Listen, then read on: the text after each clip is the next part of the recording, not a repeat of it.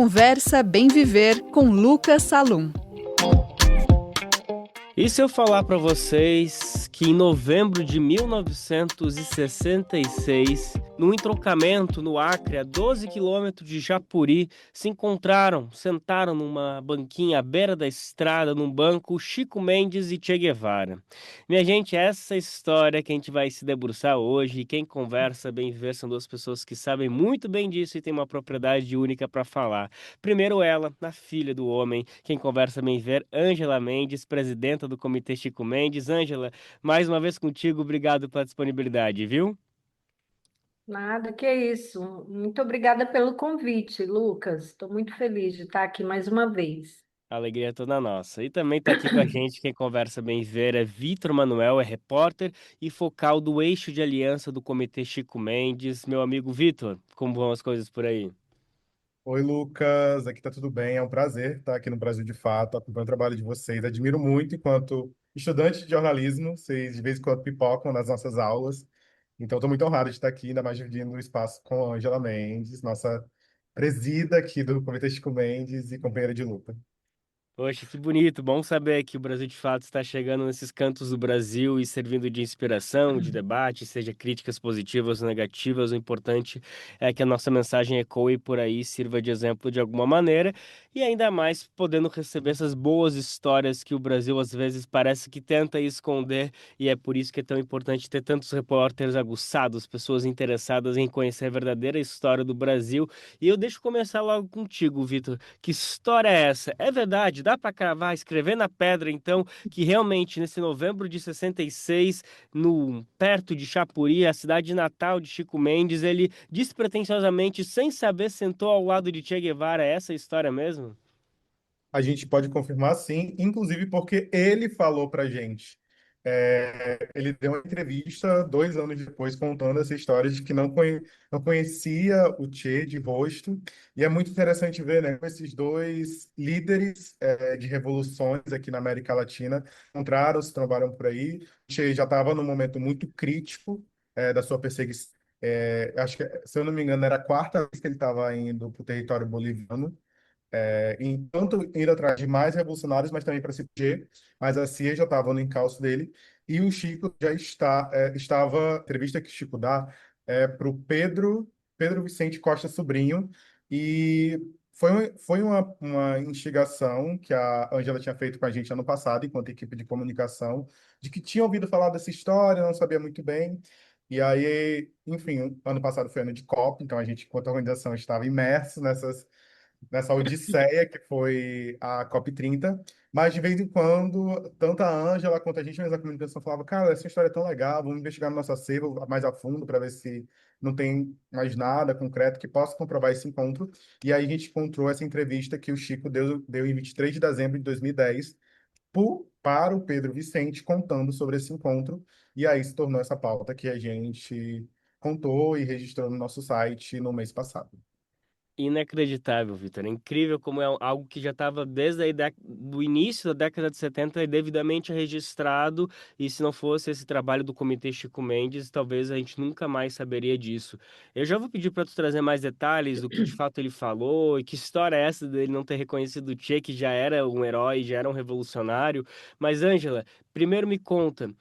Tu já tinha ouvido da boca dele essa história ou tu só sabia por conta dessa entrevista que ele já tinha dado? Eu sei que vocês tiveram pouco tempo de convívio, mas nesse momento ele chegou a mencionar, seja o Che Guevara como um amigo que ele conheceu ou só como esse líder revolucionário? Na verdade, a gente não teve tempo, né, de falar sobre muitas coisas, né? Entre elas, essa especificamente.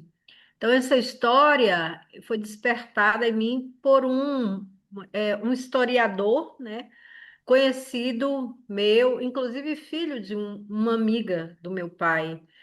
E ele, a tese, não me recordo agora de mestrado, ou, né, a dissertação de mestrado ou de doutorado, mas que foi, né, ele publicou isso, na verdade, e que me despertou essa curiosidade, assim.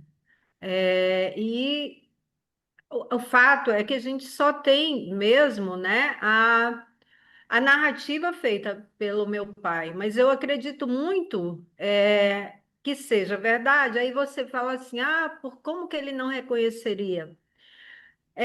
Eu acho que assim, o Che já era uma pessoa procurada, né?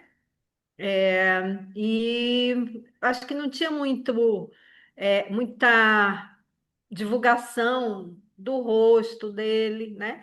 E até também imaginar o que que o Che estaria fazendo aqui, né? Pelo entroncamento de Chapuri. Mas é fato que é um fato histórico que naquele período 66, 67, de fato, né? O Che estava se deslocando para a Bolívia. E assim como Euclides Távora também, né, que era um militante, né, é, ele também estava fazendo, né, esse atalho, né, para chegar até a Bolívia e ali se integrar à, à revolução, né? E assim, eu fico. Tem esses dois elementos, né? Dele ter esse contato, né, muito mais forte com Euclides, né, que inclusive foi responsável, né, não só por alfabetizar o meu pai. Meu pai ele já tinha uma noção básica, né, que o meu avô tinha passado, tinha ensinado, né? Ele escrevia o nome, ele lia e escrevia o próprio nome, mas não tinha, né, mais do que isso. Então, acho que o Euclides, quando ele chega com a proposta de não só alfabetizar o meu pai, né, no alfabeto, mas também incutir nele o letramento, né, sindical, político, né, intelectual, que foi, eu acho que o marco na vida do meu pai, eu acho que tudo se, né, o olhar dele sobre a própria vida, o modo de viver deles, né, as relações que existiam naquela época se abriram muito a partir dessa relação com Euclides. De modo que quando ele encontra, né, com Che, e aí isso realmente não tem registro, né, a não ser pela própria palavra do pai, é, isso para a gente fica até, né, se questionando por que esses encontros, mas aí de fato faz sentido, porque naquela época, né, acho que eles estavam organizando, né, a revolução na Bolívia, então o Euclides, que era, né, do bloco comunista, né, o próprio Che, que era um revolucionário, né, estavam indo, inclusive, né, é, sumiram, né, nessa região também. Então Sim. não há do Euclides não há registro de como ele saiu dali da região.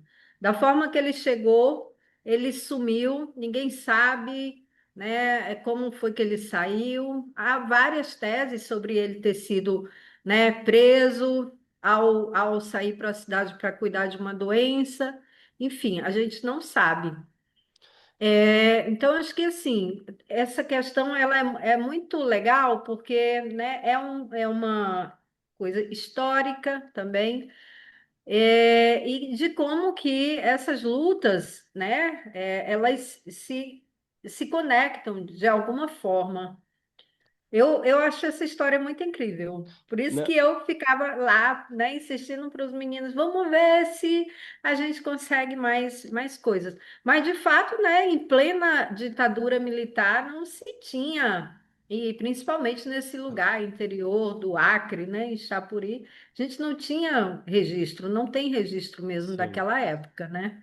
Essa história é fascinante, Angela, em vários aspectos. Primeiro, pelo simbolismo do encontro desses dois líderes e também pelo que significa esse encontro latino-americano, né? Aqui no Brasil a gente sente tanta falta desse contato mais próximo com nossos irmãos, seja argentinos, cubanos, enfim, esse espírito latino-americano que parece que o Bad Bunny que inventou, né? Mas está aí Chico Mendes para mostrar que essas alianças existem há muitas décadas. E te ouvindo, realmente faz muito sentido. Que a gente está falando da década de 60, que é um momento em que a televisão estava chegando no Brasil, então fotografias e imagens eram muito raras. Com certeza a imagem de Che Guevara já tinha chegado, mas talvez nos grandes centros urbanos, no interior do Acre, naquela década, eram raros, provavelmente, as fotografias que se tinham, e a gente está falando de um ano antes de Che Guevara ser assassinado, ser morto. Então, realmente, ele devia estar completamente diferente para justamente despistar todo mundo que estava indo atrás. Ele não falaria quem ele era para qualquer pessoa que ele encontrou. Então, essa história realmente ela tem bastante embasamento.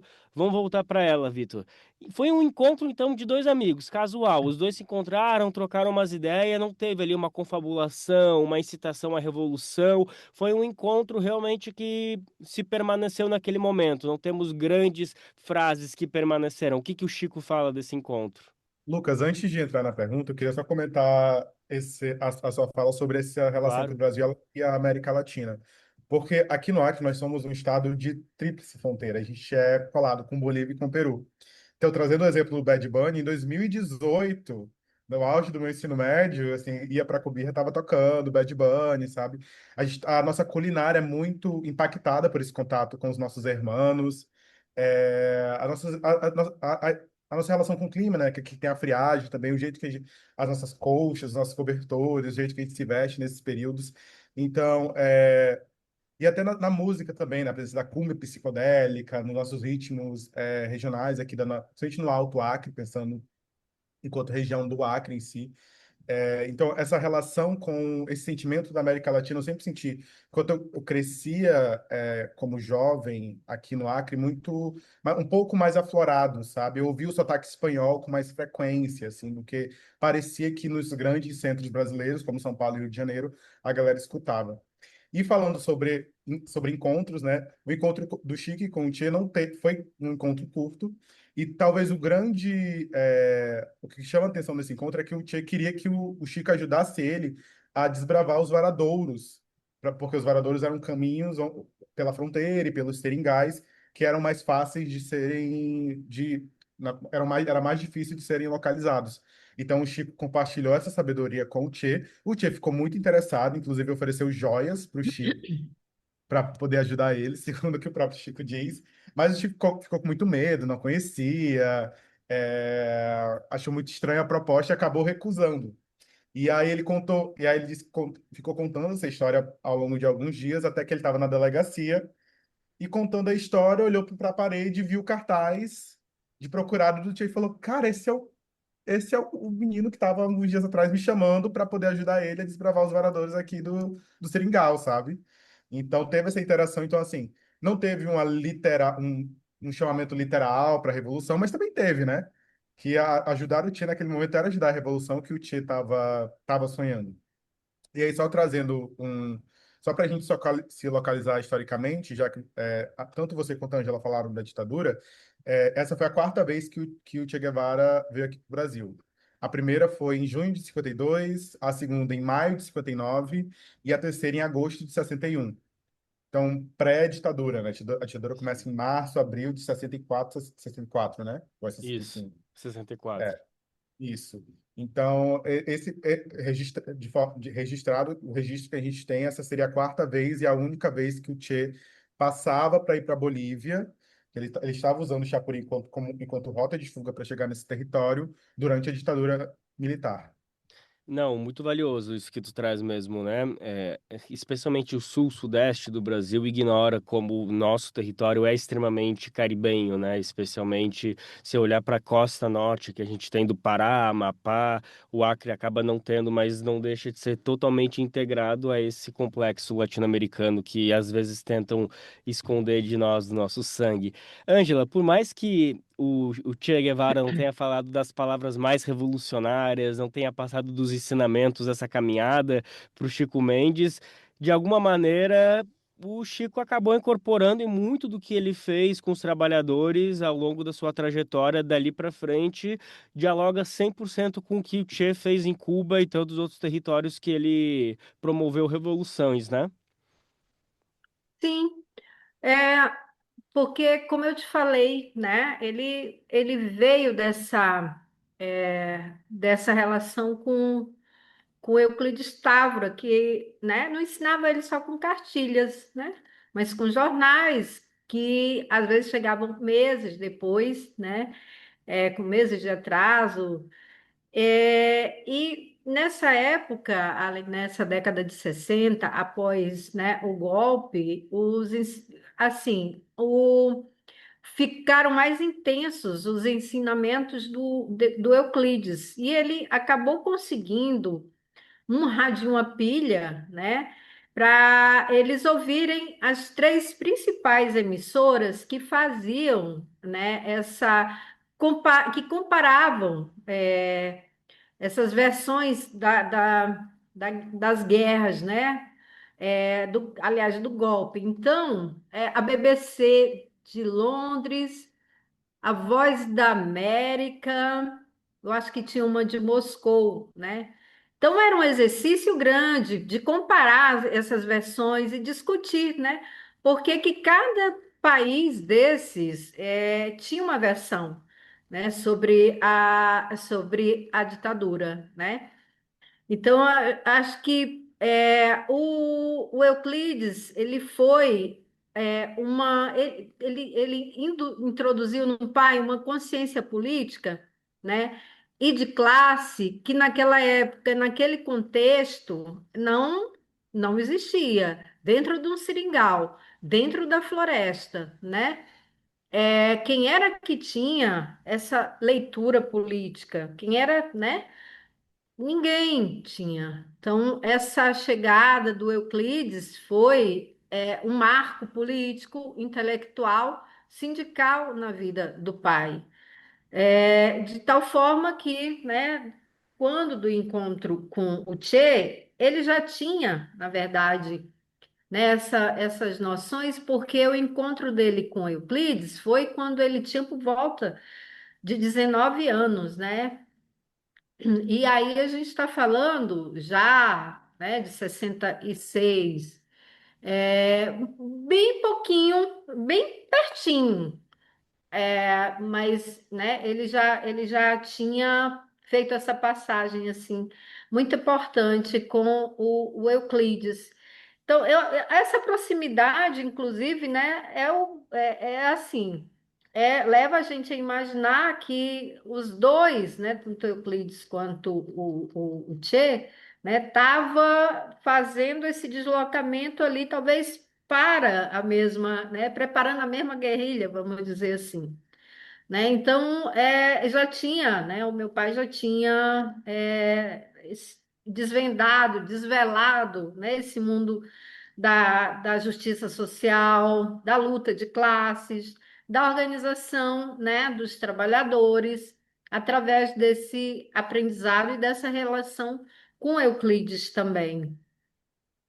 Eu fico imaginando que logo depois que o Chico olhou, foi nessa delegacia e olhou a foto do Che Guevara como procurado, né, vivo ou morto, terrorista e tal, com certeza ele, né, descobriu com quem ele estava falando, deve ter passado muitos dias, né, refletindo, caramba, olha o encontro que eu tive, a pessoa que foi, e deve ter sido algo que ecoou muito na cabeça dele, algo que não aconteceu com o Che Guevara, porque ele foi logo assassinado um ano depois, mas certamente É. ele deve ter ficado pensando, ele poderia estar pensando, ele não tem a dimensão da profundidade que foi um encontro que ele teve com Chico Mendes, que teria muito para ensinar ele, com certeza, naquele momento ali também, né? Se eles tivessem a oportunidade de se encontrar mais uma vez ali alguns anos, no encontro super hipotético, né, gente? Sim, sim, total. E Lucas, eu acho interessante a gente falar isso também, porque é, a luta por a luta por território é uma matriz das lutas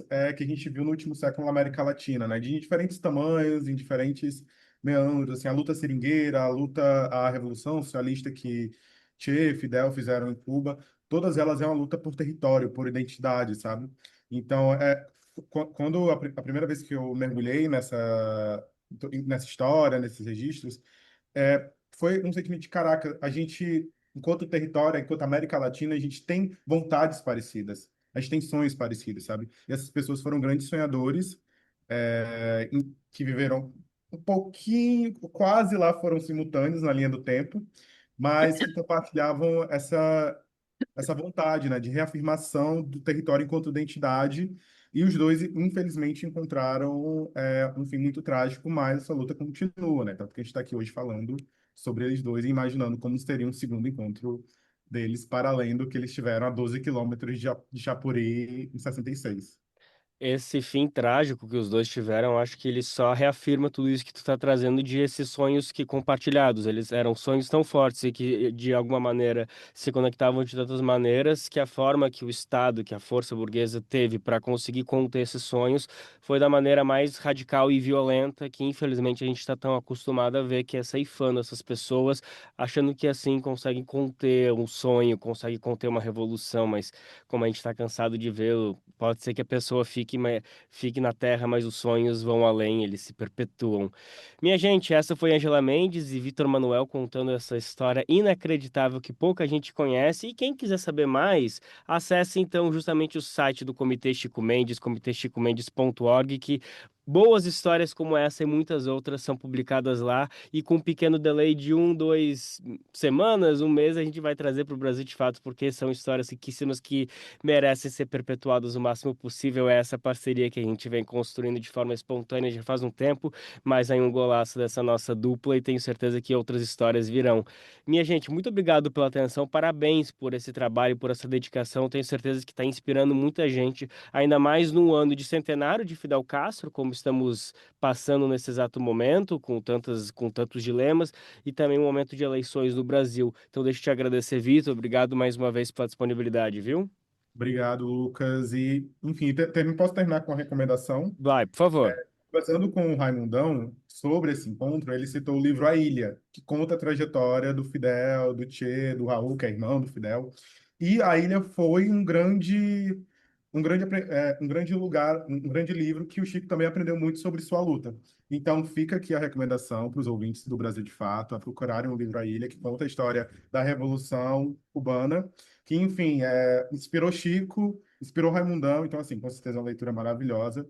Ela me inspirou também na escrita da matéria enquanto eu estava escrevendo. Então, enfim, fica aqui a recomendação para os ouvintes. Muito obrigado pelo convite e obrigado pela parceria. A Ilha de Fernando Moraes, certo? Esse livro. Exatamente. Maravilha. Ângela Mendes, minha querida, sempre um prazer falar contigo. Ansioso para o próximo. Obrigado mais uma vez pela disponibilidade. Nada, que isso, estamos à disposição, Lucas.